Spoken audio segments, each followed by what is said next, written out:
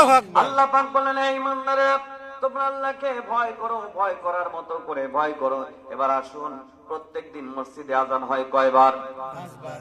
আঙ্গুল তুলে বলেন কয়বার? 5 বার। হাতটা সবাই তুলে বলেন তো কয়বার? 5 বার। আপনারা কি সবাই মসজিদে 5 ওয়াক্ত নামাজ পড়েন?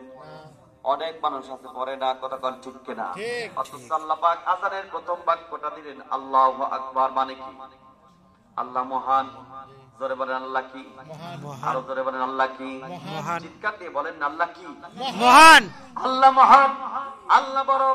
আল্লাহ পাক কয়, যাদের অন্তরে আল্লাহর ভয় আছে, আমি আল্লাহ যেহেতু ঘোষণা করলাম আমি আল্লাহ বড়, সুতরাং আল্লাহ বলে তুমি ব্যবসা করতেছো, ব্যবসা বন্ধ করো। কৃষি কাজ করতেছো, কৃষি কাজ বন্ধ করো।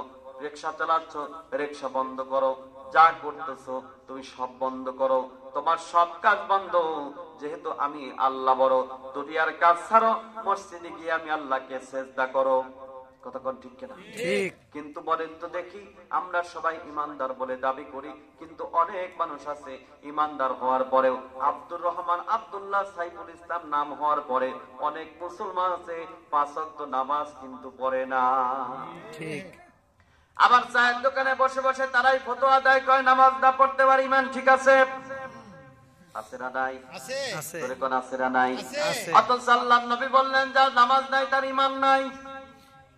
যার নামাজ